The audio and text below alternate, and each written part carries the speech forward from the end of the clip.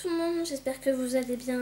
Je vous retrouve aujourd'hui pour une nouvelle vidéo qui est un petit peu en retard ma foi. C'est le bilan du week-end à 1000. Oui, je ne vous l'ai pas encore fait par manque de temps. Tout simplement, je pense d'ailleurs que vous me retrouvez dans d'autres vidéos après celle-ci. Tout simplement habillée de la même manière. Pourquoi? Parce que je les aurais filmés d'affilée. Donc vous inquiétez pas. Par ailleurs, je pense peut-être en pré-filmer en vue d'une absence, mais ça je vous en reparlerai plus tard, il n'y a pas de souci, ça presse pas. Donc voilà, mon bilan du week-end à 1000. Pour être franche, j'ai même pas fait d'article sur mon blog, honte à moi. Parce que franchement, je m'attendais trop à le réussir, je m'attendais, puis même par manque de temps, je pense qu'au niveau du blog, j'ai pas assuré. Par manque de temps, puis préoccupée aussi un peu psychologiquement, je pense que j'étais pas dedans globalement dans ce challenge, même au niveau du blog et tout ça. Je pense que j'étais pas dedans parce que je vais vous dire pourquoi, parce que je l'ai raté. Je vous dirai mon score à la fin, mais je l'ai raté, donc je suis pas vraiment très fière de moi. J'aurais très bien pu faire un article sur le blog et puis en l'ayant raté.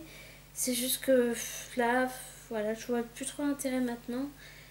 Puis je préfère mettre à jour mon blog parce qu'il est vraiment, je suis vraiment à la bourre. Donc j'avais décidé, si vous vous souvenez, de lire l'horloge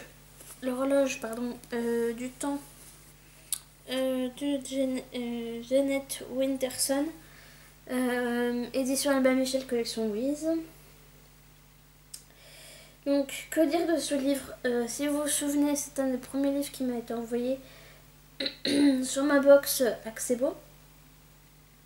Je crois que c'était dans la première box, en plus, ou la deuxième. Je sais plus exactement.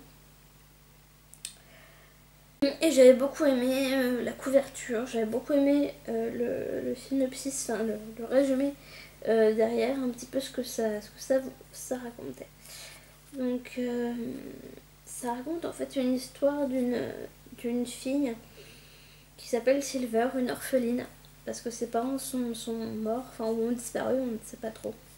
Qui est en fait entre guillemets la bonne à tout faire d'une dame. Alors malheureusement son nom n'est pas cité, puis même là moi je l'ai oublié, parce que c'est un nom un peu space.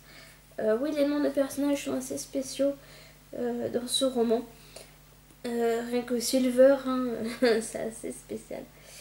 Et en fait, j'en sais pas trop ce qui se passe parce que il se passe en fait des espèces de, comme ils appellent, des tornades temporelles, c'est-à-dire qu'en fait, il y a une espèce de grosse tornade et d'un seul coup, elles peuvent se retrouver avec des éléments, des personnes, même des monuments du passé ou du futur qui viennent comme ça d'un seul coup. Enfin, qui chamboule le monde entier, notamment à Londres, parce que je crois que ça se passe. Ouais, ça se passe à Londres. Donc il y a d'abord une première tornade temporelle et puis il y en aura plusieurs.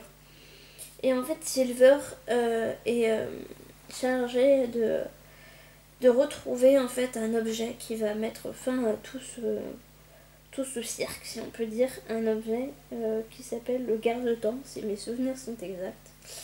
Sauf que cet objet est très convoité par plusieurs personnes. Donc je lis que le résumé derrière, hein. Je spoil au minimum. Par la diabolique Regalia Mason, donc ça fait un peu penser à Regina. Elle m'a vraiment fait penser à Regina dans Once Upon a Time. Et un homme qui s'appelle Abel Abyss. Je vous disais que les noms étaient un peu tarabiscotés. Donc voilà, puis elle va être accompagnée d'un jeune garçon d'à peu près son âge, qui vient d'un autre temps, enfin d'un autre univers. Pas vraiment d'un autre temps, mais d'un autre univers. Qui va l'accompagner dans son périple. Donc, à y regarder comme ça, le résumé et l'histoire a l'air vraiment très sympa. Très agréable la compagnie, il n'y a pas de souci. J'ai bien aimé ma lecture, mais vers la fin, ça c'est vraiment compliqué. Je me suis vraiment embrouillée avec tous ces mélanges de temps justement, ces mélanges d'époques, d'années, etc. Enfin, c'était vraiment très très compliqué à suivre. Et je sais pas comment expliquer plus que ça en fait. Oui, il y a des termes compliqués, des situations qui sont compliquées. Et au final, j'ai pas compris la fin. Franchement, je vous avoue, j'ai pas du tout compris la fin de ce roman. J'ai pas très bien compris si elle a trouvé l'objet, si au final elle l'a pas trouvé. Voilà, c'est assez confus pour moi. C'est comme ça. Donc j'ai pas vraiment aimé ma lecture. Quand je vous disais que de toute façon, ce week-end n'était pas une réussite, c'est autant au niveau des lectures qu'au niveau du score final en fait. Et donc, tout le samedi et puis le dimanche, parce qu'en fait j'ai lu que 2 livres sur les 3 que j'avais prévus, tout simplement. Je cherche mes mots, mais c'est ni plus ni moins ça. Sur les 3 livres que j'avais prévus, j'en ai lu que 2. Et encore le deuxième, je l'ai lu vraiment sur le fil du rasoir. Donc il s'agit de la saga des Wildenstern Vorace, de la collection de Mango, donc aux éditions Fleurus. Enfin, Fleurus édition, et vous aurez compris. Donc là pareil, la couverture est trompeuse, entre guillemets, et le résumé est attrayant. Enfin les deux sont attrayants, mais au final l'histoire que cela raconte est assez particulière, assez étrange là. Je vous dirais parce que j'ai strictement rien compris. C'est vraiment dommage. Enfin, j'ai rien compris. Oui, non, j'ai compris un peu le gros de l'histoire, mais la fin, pas du tout. Bon, vous me direz c'est un tome 1. Donc voilà. Vous me direz c'est un tome 1, le tome 2 est censé peut-être apporter plus de choses. Mais moi j'en suis pas convaincue, la preuve, je sais pas, même après ce week-end à 1000, j'ai pas continué sur le tome 2 parce que voilà, ça me disait plus trop rien. J'avais envie de faire une pause parce qu'effectivement c'était très compliqué. L'histoire en elle-même est très, très simple, mais après ça se complique. Donc je vous lis un peu la synopsis. Hein. Enfin, je dis tout le temps la synopsis, mais non, c'est vrai, j'ai mis, excusez-moi. Dans un monde où les véhicules rugissent comme des animaux sauvages, même les morts sont dangereux. Cornette Wildenstern rentre au manoir familial après un voyage et il découvre que son frère aîné vient de mourir dans de mystérieuses circonstances et que tout l'accuse. Coïncidence ou complot, les Wildenstern se sont-ils entraînés depuis leur enfance Ne sont-ils pas entraînés, pardon, depuis leur enfance à la trahison et au meurtre, un père tyrannique, des voyous prêts à tout et 4 ancêtres revenus d'entre les morts. Le retour d'Honnête dans sa terrible famille ne sera pas de tout repos. Oui, en effet, c'est cette histoire de revenant, enfin de revenant, d'ancêtre qui est revenu d'entre les morts, qu'on croyait mort, qu'en fait on était enterrés sous des mètres de bouillasse, de terre et compagnie. En fait, en gros, ils ont été enterrés vivants et au final ils sont pas vraiment morts. Enfin, ça m'a compliqué le truc, ça m'a embrouillé le cerveau. Parce que l'histoire était déjà même pas très simple. Mais là, je trouvais que c'était trop. Franchement, je trouvais que c'était vraiment de trop. Je trouvais déjà que la résolution, voilà, que la résolution de ce meurtre était déjà bien assez compliquée comme ça. Parce que c'était un peu une enquête policière, entre guillemets, sous fond d'un univers un peu spécial. Parce qu'effectivement, les animaux sont mécaniques. C'est des mécanimaux. C'est vrai en plus, je crois que ça s'appelle comme ça. C'est ça aussi que j'ai trouvé ça très très bizarre. Enfin, j'ai vraiment eu du mal à rentrer dedans, sincèrement. J'ai vraiment eu du mal à rentrer dedans et c'est bien dommage. Parce que j'étais vraiment très très très impatiente. Ouais, très très impatiente. Et je suis très très déçue de ne pas être rentrée autant dedans et de pas du coup avoir pu le lire suffisamment vite pour attaquer le 3e livre de ce challenge et continuer un peu l'histoire. Donc le 2e tome, pardon, donc le 3e livre j'allais dire, mais le 2e tome Donc c'est féroce, hein, toujours la même édition, le même auteur.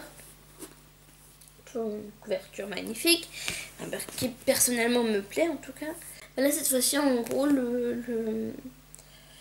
finalement Nate qui devait accéder au trône entre guillemets, enfin qui devait être le premier héritier ne l'est plus. De toute façon ça l'arrangeait pas je crois. Et son frère Roberto est le... comment on appelle ça? Je perds mes mots aujourd'hui. Le patriarche, voilà. Donc, s'il est le patriarche, je suppose que le père est mort.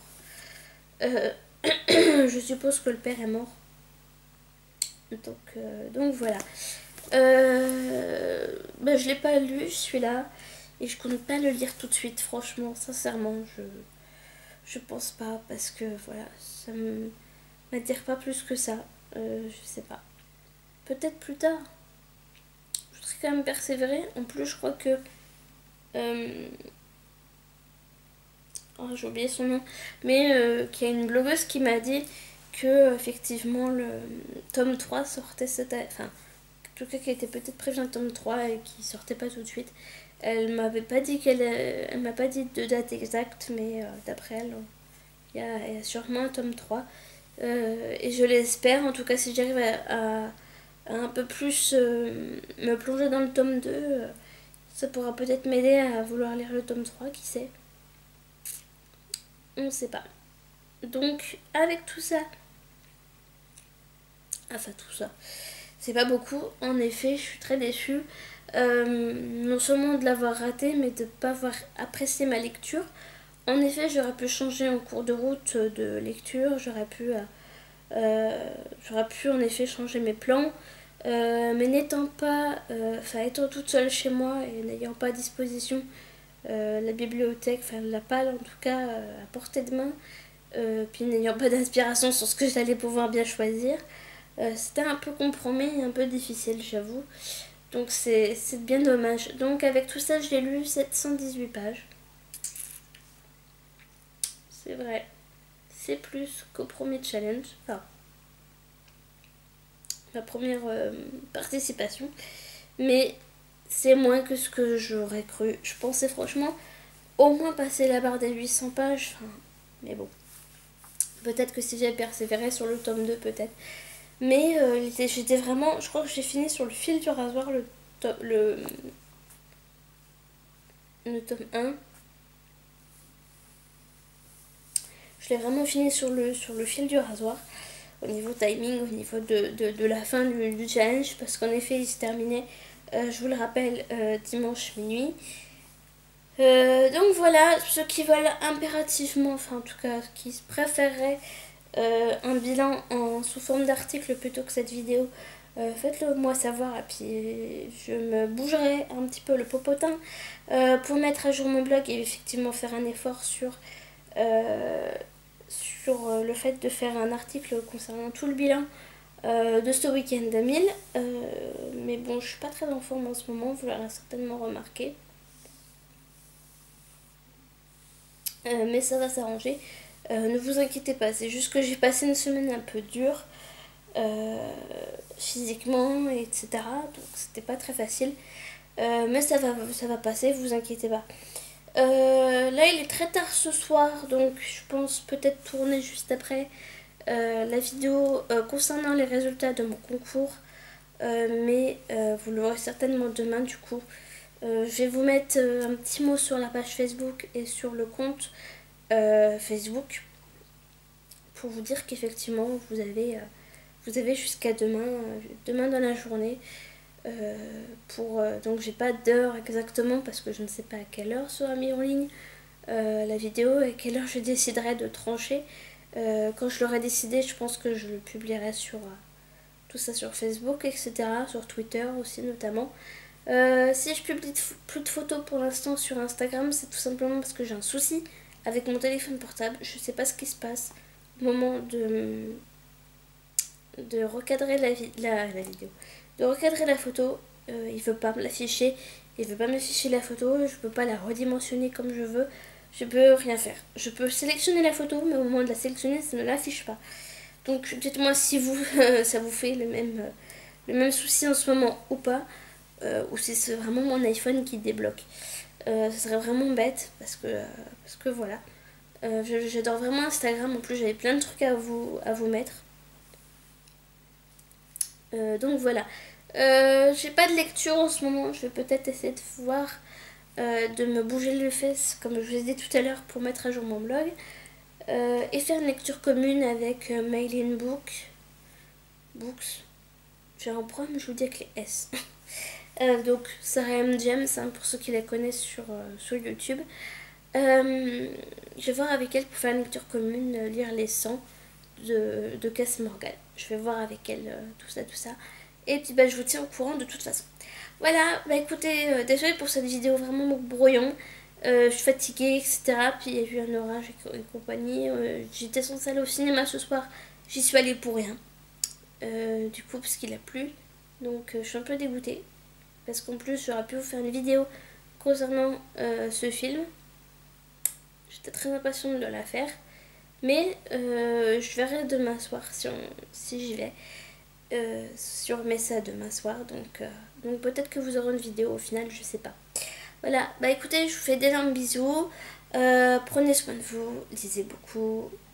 À très très bientôt. Bye bye.